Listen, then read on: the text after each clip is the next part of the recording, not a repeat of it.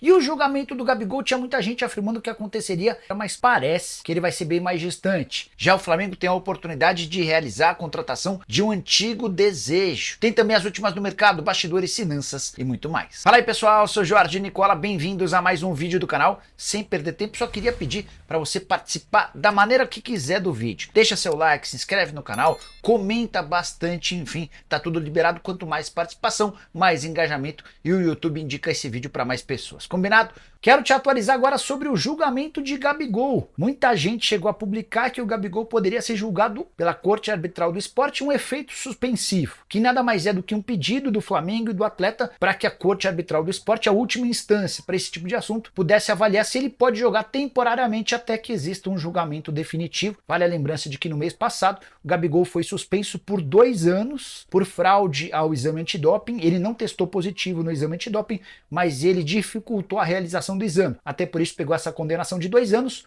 1 ano foi cumprido enquanto ele era julgado, resta 1 ano de condenação. E o Flamengo imagina que esse efeito suspensivo pode ser concedido apenas entre o fim do mês de maio e início do mês de junho. Essa é a previsão que os representantes do Gabigol passaram ao Flamengo na última vez que existiu uma conversa. Enquanto isso, o Gabigol segue impedido de jogar pelo Flamengo e mais, de até realizar atividades físicas no centro de treinamento rubro-negro. Gabigol tem mantido sua forma sob o auxílio de preparadores do Flamengo dentro da sua própria casa. E o Gabigol vai para o Palmeiras, pode ir para o Corinthians, tudo isso vai ser um debate um pouquinho mais para frente. Se tiver qualquer novidade sobre o tema eu conto para vocês. Vocês acharam justa essa punição de 2 anos para o Gabigol por ter dificultado a realização dos exames? Só para lembrar, casos como de zagueiros que testaram positivo. Vou citar o caso do Manuel, 8 meses de suspensão, testando positivo. E o Gabigol pega 2 anos mesmo tendo testado negativo? Isso tá normal? O que você pensa sobre o tema? Contei para vocês na tarde dessa segunda-feira que o Flamengo desconfia que o julgamento do efeito suspensivo do Gabigol possa acontecer apenas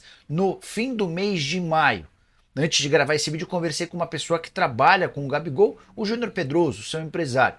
E o Júnior disse que existe uma expectativa, ainda que não seja das maiores, de que esse julgamento aconteça na próxima semana. Mas a verdade é que ninguém tem convicção de quando é que a Corte Arbitral do Esporte vai se debruçar sobre o tema para julgar o efeito suspensivo do atacante. Já a CBF anunciou as datas e locais dos jogos de ida e volta da terceira fase da Copa do Brasil. Partidas de ida começam na terça-feira da semana que vem. São jogos na terça, na quarta e na quinta-feira. Você tem palpites para esses jogos? Já usa o espaço para comentário e diz quem vai para a decisão. Bora falar agora sobre John Textor, que participou ontem da CPI do Senado. Foi montada uma CPI para investigar supostas manipulações de jogos e apostas esportivas. O Textor respondeu a uma série de perguntas numa audiência aberta, depois a audiência foi fechada para que ele apresentasse as provas. O Textor afirmou na saída do plenário o seguinte, abre aspas, a manipulação de resultados é realidade. Já Jorge Cajuru, um dos senadores presentes e que participou de todo o evento, disse o seguinte, abre aspas, nossa conclusão, por unanimidade, é de que os indícios são indiscutíveis, com conteúdos durante quase 2 horas. O relatório, de 180 páginas, conta com as acusações contra jogadores e árbitros, que foram muito além de casos relacionados ao Botafogo. Caberá a nós saber escolher os convidados para dar sequência à investigação. A questão do VAR me deixou aturdido, fecha aspas. O Textor não apresentou ontem nada diferente do que já havia exibido para o STJD. E boa parte da suspeita dele se baseia em inteligência artificial e na mudança de comportamento padrão de atletas. Por exemplo, um zagueiro que costuma ficar fixo para fazer um tipo de combate. Nesses jogos específicos do Palmeiras contra o São Paulo e do Palmeiras contra o Fortaleza, o Textor apresenta comportamentos diversos, em que o atleta adota uma postura, um comportamento diferente na jogada. Resta saber se isso é conclusão para que existe roubalheira no futebol brasileiro. Você tem opinião formada sobre o tema? Já usa o espaço para comentário. Estou curioso para saber o que você pensa, beleza? Bora falar agora sobre o Flamengo com uma oportunidade de realizar um velho sonho. Falo de Gonzalo Montiel, lateral direito, argentino, 27 anos de idade, ele pertence ao Sevilha e está emprestado ao Nottingham Forest. O time inglês já decidiu que não vai contratá-lo. O empréstimo termina em junho e ele será devolvido para o Sevilha. Sevilha também não tem a intenção de utilizar o jogador para a temporada 2024-2025. Ou seja, vai caber ao Flamengo decidir se topa ou não fazer negócio. Agora a coisa deve ser facilitada. O Sevilha topa emprestá-lo, desde que exista uma compensação financeira e o clube que contratar por empréstimo assumindo 100% dos salários, ou então, em definitivo, seria o melhor dos mundos para os espanhóis. Hoje o salário do Montiel gira na casa dos R$800 mil por mês e ele precisa voltar a jogar com urgência para que ele não perca espaço na seleção argentina, até de olho na Copa América e nas eliminatórias para o Mundial. Com a camisa do Nottingham Forest, o Montiel vem sendo pouco utilizado. No último mês foram apenas 3 minutos em campo num único jogo. Só para completar em relação ao Montiel, jogador que já foi analisado, pretendido pelo Flamengo em pelo menos 3 janelas recentes de transferências. Antes de mudar de assunto, deixa eu só contar para vocês o que está rolando entre Marcos Braz, diretor de futebol do Flamengo, e Cacau Cota, diretor de relações externas. Eles brigaram e o Marcos Braz, com o consentimento do presidente, o Rodolfo Landim, proibiu que o Cacau Cota participe das viagens do Flamengo, nas quais o Braz faz parte. Então o Cacau Cota só vai participar de viagens do Fla quando o Marcos Braz não puder viajar. Ninguém sabe ao certo o motivo da treta, mas é uma treta feia em ano eleitoral no Flamengo e mais do que isso, no ano em que o Cacau Cota deve se candidatar, deve se lançar vereador. Será que o Marcos Braz acha que só ele pode viver a vida política associada ao trabalho no Flamengo? Enfim, use o espaço para comentários e deixe a sua opinião. Bora falar sobre a ANAF, a Associação Nacional dos Árbitros de Futebol, que está pedindo a paralisação do Campeonato Brasileiro. A gota d'água para esse movimento importante foram as declarações de John Textor na CPI, que investiga supostas manipulações de resultados e participação de apostas esportivas. O Textor, que já vinha cobrando e reclamando da arbitragem brasileira, também levantou suspeitas em relação aos árbitros de vídeo, a utilização do VAR no futebol brasileiro.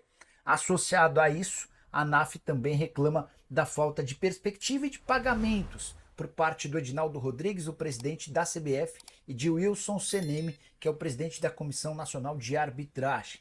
Em trecho dessa nota da ANAF, ela escreve, abre aspas, está na hora de a competição está em xeque e é preciso parar o campeonato. Se não houver a paralisação, é possível que a gente assista a árbitros se manifestando e protestando durante a próxima rodada do Campeonato Brasileiro, marcada para o fim de semana. Só faltava essa para a confusão ficar completa. Você, o que pensa sobre o tema? Use espaço para comentário. Estou curioso para saber sua opinião, beleza? A decisão estratégica do técnico Tite de poupar jogadores-chave do Flamengo em um confronto crucial da Libertadores está gerando preocupação entre os torcedores e analistas. Neste vídeo, vamos discutir como essa escolha pode impactar o futuro do clube na competição continental. Chegando à metade da fase de grupos, as perspectivas de avanço do Flamengo para as oitavas de final da Copa Libertadores estão sob ameaça. A opção de Tite por uma escalação menos forte no último jogo, enfrentando o Bolívar, resultou em uma derrota na difícil altitude de La Paz, aumentando a liderança do time boliviano, que agora soma 9 pontos. Com apenas 4 pontos na tabela, o rubro-negro ocupa a segunda posição do grupo e, com apenas uma vantagem mínima sobre o palestino, Xi, terceiro colocado. A decisão de poupar alguns titulares, como Pedro, Arrascaeta e Everton Cebolinha, foi tomada em conjunto com o departamento médico do clube. Em declarações após a derrota, Tite afirmou que não poderia correr o risco de expor seus jogadores a possíveis lesões, especialmente musculares. O planejamento de carga envolve jogadores que têm essa condição, com todo o apoio fornecido pelo Flamengo.